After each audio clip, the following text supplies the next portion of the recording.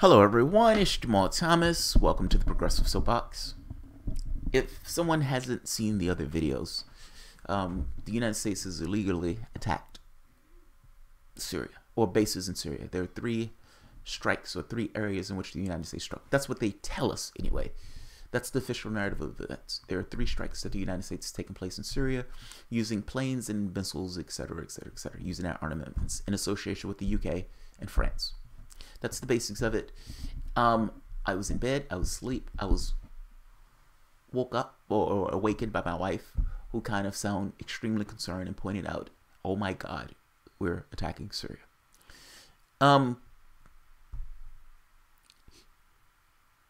Russia and Iran have now warned of consequences, of course. This is The Guardian, and there's another one in Financial Times. Syria's latest. Russia warns of consequences after Trump launches airstrikes. I love how they just stenographers. The United States, UK, and France take part in precision strikes on targets associated with the chemical weapons in wake of gas attack in Duma. How do you know? How do you know? You're the news. How do you know that's true? You're the news. How do you know that's true? Meaning you're supposed to be informing me of the news, of the events that are taking place. Why are you being stenographers to the governments in these cases? How do you know that they were hitting chemical weapons factories? The opposing opposition of the claim is making the point that this was staged, and if not necessarily staged, and a chemical strike did take place, that it was done so at the behest or with the knowing of the United States. Now, you're the media. Your job is to work through this and figure out what's more likely true. This looks like you're stenographers. That's what it looks like to me. In dealing with issues of war, isn't it really important to get the story fucking right? To your audience, the audience in the UK, the audience in France, the audience in the United States, isn't it a good fucking thing? Your basic level of job to get the story right. Not be stenographers of the people who are involved in the process. What do German media think? Meaning, during Nazi Germany, what would German media say? What would they think? I'm trying to get this point across that your job is to go beyond stenographers. Your job is to get to the actual details of what's true. What is true is that chemical weapons inspectors are on the ground, or at the very least trying to investigate. What is true is that there have been no investigation into this. Both of those things are true. What's true is that the Syrian government has nothing to gain by this. Meaning they've cleared out 90%. That area that they were contesting has been cleared. That area has been cleared for all intents and purposes. Assad has won. His government is sitting pretty. He's won. We're to believe that Assad is such a maniac, such a wild man, such a monster, that he says, fuck all. I'm going to stick my thumb in the eye of all of the Western nations who are looking for a pretext to get rid of me in this government, and I'm just going to say fuck all and have no strategic interest in the least, going to release chemical weapons. That's the narrative that they're pushing. That's the narrative that they say makes sense. That narrative makes no sense. Now you in the news who's repeating this information, shouldn't you say this makes no sense, and at the very least we need to challenge the narrative that the governments are putting, seeing as that we know that the terrorists had access to chemical weapons. You can look at the goddamn New York Times. I've done multiple stories on this, so I'm not necessarily going to rehash and showing all of the details. But we know it. The Defense Intelligence Agency knew it. They knew it going all the way back to 2013. But now all of a sudden, all of that's forgotten. All of that's forgotten. The terrorists did it. Assad did it. And that's all there is to it. Who needs an investigation? Who needs evidence? Assad did it. By the way, even if everything that they're saying is right, what legal footing is the United States using to do military strikes? What legal footing at all? In one document, one paper, one report after the next, I realized that never came up. Nobody asked whether or not this was illegal. What legal grounds is Donald Trump using to attack another country? They're not attacking us. They're not on our shores. They haven't declared war on us. This has nothing to do with us at all. They're not on the border of North Carolina. What is the legal grounds? What is the legal footing? What is he using? Russia has responded, meaning Russia is warning of a response. Iran is warning of a response. This is Financial Times. This is their story. And just so we see this part first. The Guardian's Middle East reporter Kareem Shaheen is reporting on regional reaction to the airstrikes. More international reaction coming in, with Turkey saying it welcomed the attacks this morning as an appropriate measure for the use of chemical weapons. So I had this misimpression, and I was wrong on this. I thought Turkey was more so on the side of Russia and so forth. Apparently not. Apparently those weapons, in many respects, knew was coming from Turkey, meaning the chemical weapons themselves. They were getting assistance from Turkey. Again, did this report earlier with Seymour Hersh, explaining that the type of chemical weapons that was used in Syria was different than the type of chemical weapons that they found when the terrorists did this in 2013.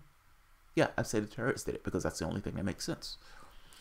We welcome the operation, which has eased humanity's conscience in the face of the attack in Duma, largely suspected to have carried out by the regime, the foreign ministry said in a statement. The problem with this statement is suspected. Suspected. You don't know. In all of these cases, in none of these cases, you don't know. Shouldn't you know before attacking another country? Attacks with weapons of mass destruction include chemical weapons that indiscriminately target civilians, constitute crimes against humanity. You know who also indiscriminately targets civilians? Israelis. Take a look at this. I found this to be extremely odd but interesting.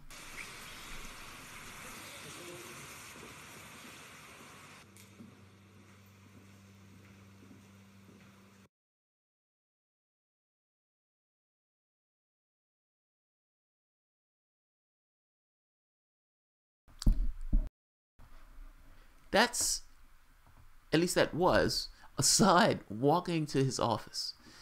What you notice something. He seems to be a human being. He seems to be in a suit, carrying a briefcase, like the politicians in our countries. Because guess what? He's a politician. He's not a monster. He's not insane. Yes, he's done horrible things. But he's a leader of a country that's in the middle of a war where Western powers are adding munitions and materials and resources in order to essentially take his government down. I'm showing this to show that the image that people have that he's willing to do something that's so grossly beyond his strategical interests makes no sense. Makes no sense. All right, so this is right here. Hundreds of Syrians gathered at landmark squares in the Syrian capital Saturday, honking their car horns, flashing victory signs, and waving Syrian flags in scenes of defiance that followed unprecedented joint airstrikes by the United States, France, and Britain. They've created a world order unto themselves. Good souls will not be humiliated, Syrian president tweeted after the airstrikes began. Soon after, 1 hour after the attack, vehicles with loudspeakers roamed the streets of Damascus, blaring nationalistic songs. Hundreds of residents gathering in the landmark Umayyad Square of the Syrian capital. Many waved Syrian, Russian, and Iranian flags. Some clapped their hands and danced. Others drove in convoys, honking their horns in defiance. "We are your men, Bashar," they shouted. Syrian state TV broadcast live from the square where large crowds of civilians with mixed men in uniforms, including an actor, lawmakers, and other figures. "Good morning, steadfastness," one broadcaster said. Syrian TV called the attacks a blatant violation of international law and shows a contempt for international legitimacy. How do you have international legitimacy when you're attacking people beyond the United Nations? It seems that they only use the United Nations when they can essentially attack somebody else. This is Financial Times. Russia and Iran warns of consequences over the strikes. Moscow ambassador to the United States says the responsibility rests with Washington, London, and Paris, meaning the responsibility for whatever Russia does rests on their faults. It's their faults. This is called proportionality.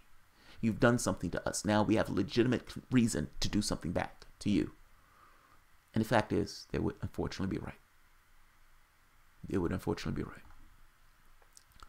Russia warned on Saturday morning that airstrikes by the United States, the UK, and France on Syrian targets would not be left without consequences, as Iran condemned the attack as a blatant violation of international laws. They're right. Whatever you want to think of Iran, they're right. What they just said there was right. In the same way that I may repeat something to you and say, I agree with you that this guy is racist, but just because he's racist doesn't necessarily mean that he says everything that's wrong. Everything that comes out of his mouth is wrong. There are things that people tell you that are not necessarily on your political scale or not necessarily in something that you think is awesome, may think they're horrible people. But at the end of the day, what they're saying to you may absolutely be right. In this case, what Iran is saying is right. What Russia is saying is right. The strikes carried out on Friday night were in retaliation for the poison gas attacks in Syria, allegedly carried out by the Syrian regime of Bashar al-Assad that killed at least 60 civilians on April 7th. They don't even know if a chemical strike took place. They don't even know if it took place. Challenge the premise. How do you know that a chemical strike took place? How do you know? What are you using for that estimate? What are you using for that information, for that news that you're telling your audience so diligently? What are you using to get that across? The Iranian Foreign Ministry said the Islamic Republic was against the use of chemical weapons, but the United States, UK, and France have resorted to military action without any documents and evidence by placing themselves in a position of global judge and police. Whatever you want to think about Iran, that is an accurate description of events. Show me your evidence. For those of you who believe this is just and necessary, show me your evidence. What are you using for evidence that this took place in the way that they're saying it took place to justify these strikes? Explain to me. Show it to me. Enumerate your evidence. A statement from the ministry also warned of regional and extra-regional consequences of this adventurism. The Russian Defense Ministry said the majority of the incoming missiles had been shot down over the Syrian military's air defense systems. Russian news agencies quoted the Defense Ministry as saying that Moscow's air base in Hmeimim and its naval base in Tartarus had not been targeted in the strikes.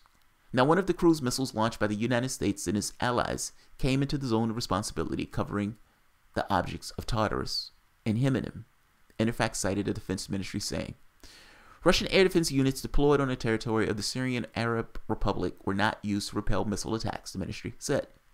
Russia had repeatedly warned earlier that it would directly hit back against the United States military if strikes on Syria created threats to Russian soldiers.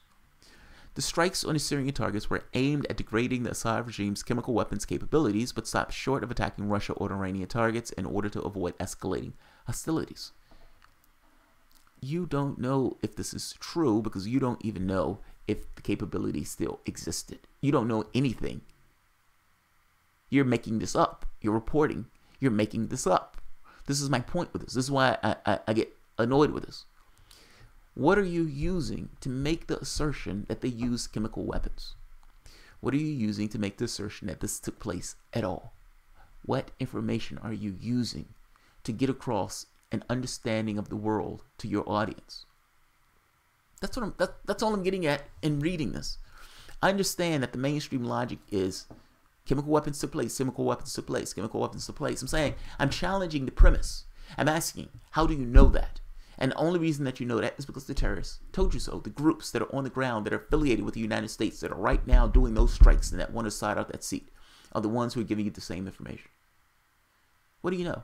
The terrorists who want to get rid of Assad said that a chemical strike took place. What do you know? The organizations that are funded by the United States and Britain say that a chemical strike took place. And I'm saying to say they're canned actors. It is very clear that these organizations, that the governments of the UK and the United States wants Assad out of a seat. If that's true, which it is, then the organizations that are relaying this information that are paid for by the US and by Britain should come up with a certain amount of suspicion. They don't. They repeat the narrative. They repeat the narrative. It's insidious. Because some of this article is correct. Parts of it, however, is slipped in this kind of unconscious way that if you didn't know any better, you would read it and think, this is what has taken place. Assad has done this. Something has taken place there. I'm asking, how do you know? I'm asking, where's your evidence? As opposed to repeating this as if you're the word of God and what you're saying is absolutely true. I'm asking just a basic question. How do you know that what you're saying in this case is true? And what are you using to make that assertion that it's true? U.S. Secretary of Defense U.S. Defense Secretary Mattis said earlier that the Western allies had not coordinated with the Russians or pre-notified them. Anatoly Antonov, Russian ambassador to the United States, wrote on Twitter soon after the attack, "We warned that such action would not be left without consequences. All responsibility for them rests with Washington, London, and Paris." He added, "Insulting the president of Russia is unacceptable and inadmissible. The United States, the possessor of the biggest arsenal of chemical weapons, has no moral right to blame other countries." Again, he's right. Just so we're clear.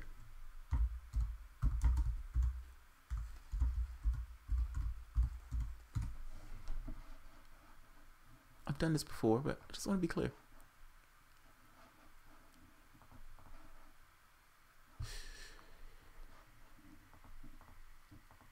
Most Americans don't know where to find us on the map. So if we're going to blow something to hell and murder people, this is Syria. This is Iran. That's an ally. Legally, that's perfectly fine. We have our allies. That's an ally. This is Russia. That's an ally. Notice the proximity between these countries. They're pretty close.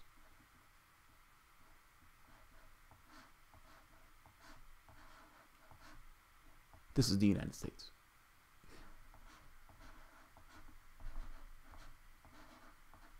Syria is not anywhere near the United States.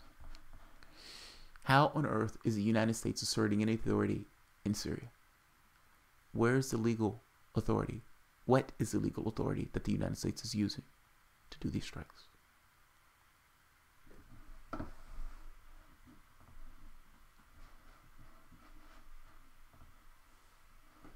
So, there was something else.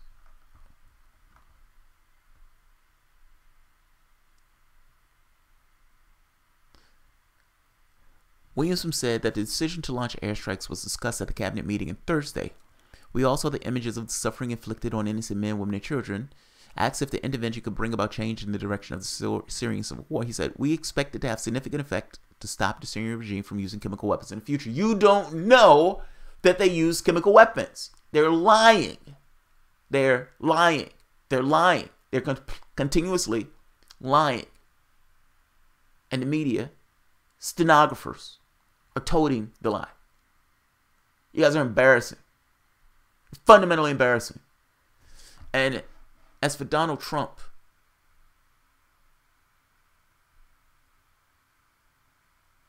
wait a minute.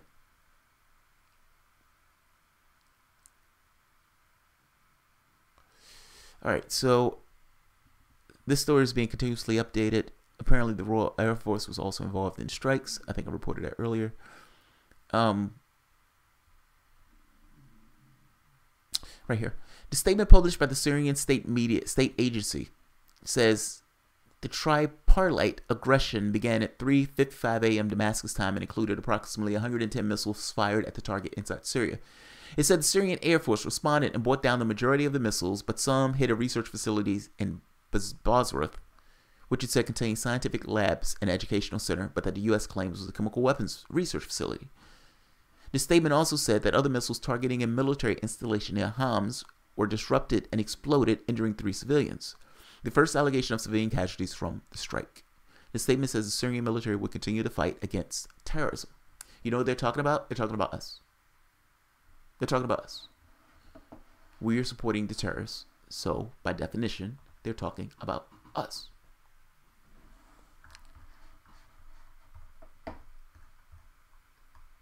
Whatever you want to think of this, be very clear. We are illegally in another country. Be very clear.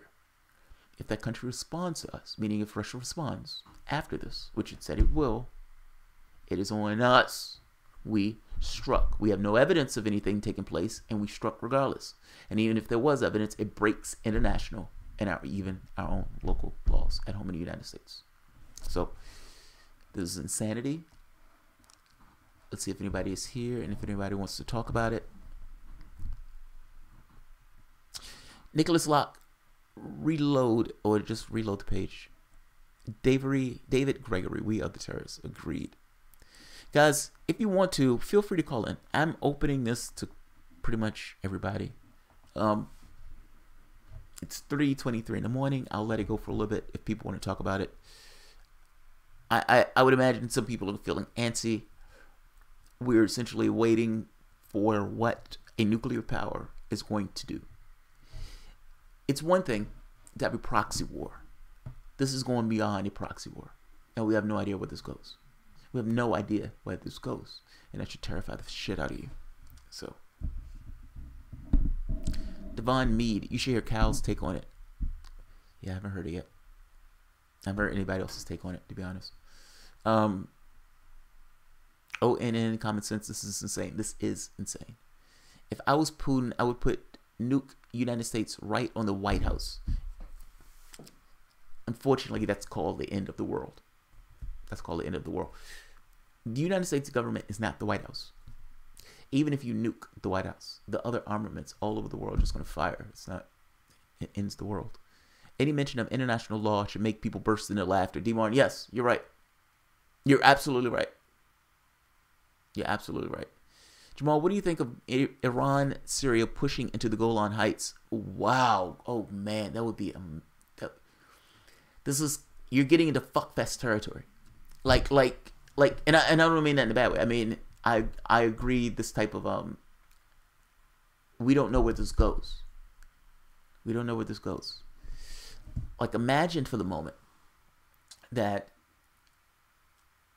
imagine there's immediately another chemical attack. Now, we didn't wait to see what happened on the last one. Imagine if the chemical inspectors are gassed in some way. Like we don't know where this goes. What is the response of Iran in this particular region?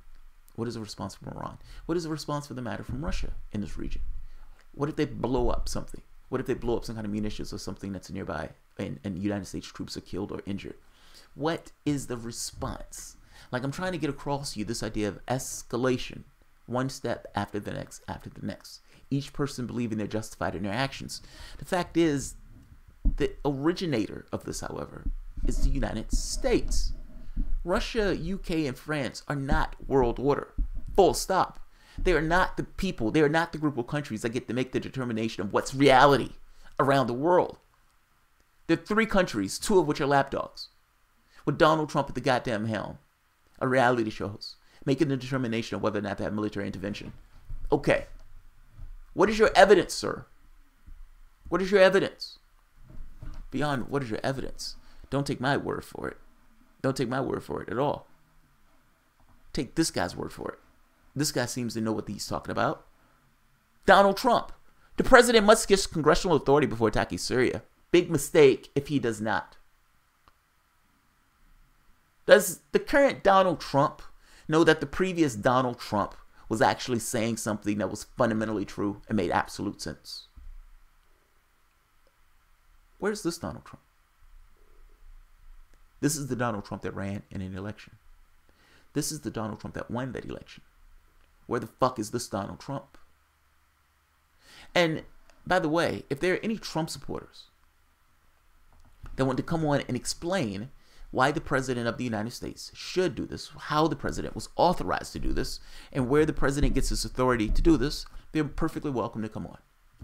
Perfectly welcome to come on and fucking lose that conversation and explain to me how this is not a betrayal. Get that across to me. I'm curious. Learn me something. How is this not a betrayal of what Donald Trump said he was going to do when he came into that office? Explain to me. How does this fall in line with the United States law? Is Syria at our gates? Are we at war with Syria? How does this not need congressional authority? Is the president a king or is the president not? I've shown this video a few times before, but damn it, I'm going to show it again. Unless I don't have it up. Yeah, I don't have it up. Tulsi Gabbard making the point that the last strike was illegal, and if the last one is illegal, this one is just as illegal. So, for those of you who are saying this is insane, you people are absolutely right. The military runs the show, Battlestar Commander. But come on, that makes sense. The military, of course, is going to run the show. What do you believe in reality? Look, whatever the public persona of Donald Trump is, he's still just a person. What are you like? Somebody comes into the room. Somebody tells you with a bunch of things on their shoulders. We need you to do this. Otherwise, people are going to die. People are going to die. They're going to be dead babies. They're going to be dead babies. We need you to sign this. Are you not going to sign this? And the American people are going to see that you didn't sign this and you're not protecting America. Is that what you really want? Your reality shows. You in one failed business after the next. Regardless of all your protestations of your competence and everything else, you at the very least probably know that you're a failed businessman. And you know that your fire has been celebrities. This military guy comes to you, says they're going to be dead babies or people going to die. What are you to do? What's a reality show host to do? A reality show host, Donald J. Trump. That's what he's going to do. Regardless of what he was saying before he got into that seat, you have to admit that that person no longer exists. Or that at the very least, that person is not the last say-so. And I need to explain what I mean. He is the last say-so. Meaning he could be the bellwether. He could pull those troops out of Syria. He could do all sorts of things. But he's not. He's not. He doesn't have confidence like that, regardless of what he's trying to get across to you. He doesn't have the ego like that, regardless of what he's trying to get across to you. Regardless of the impression that he gives to the world. He's a small, tiny man who's in a room with these tiny hands with these military generals telling him what he should and shouldn't do. He hired fucking John Bolton. Regardless of whatever you want to think about Donald Trump. If you want to think about the globalists, he's fighting the globalists. This doesn't look like he's fighting the globalists. It looks like he's bombing another country illegally. That's what it looks like to me. That's what it appears to me. Regardless of whatever you think Donald Trump was going to do when he came into that office, this is what he's doing in that office. The same thing that the previous president was doing that you hated so much. Take my word for it. Take his.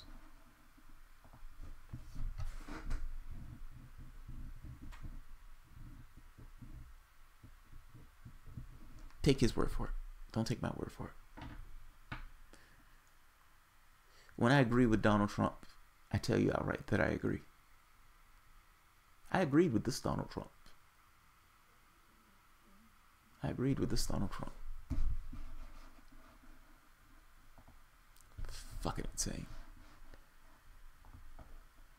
So at this point, we were waiting consequences. So, nobody called in. So I am going to take that as a sign that no one wants to call in. If anything happens tonight, you guys will see me again. At this point, it is 3:31 in the morning. We're waiting for oblivion.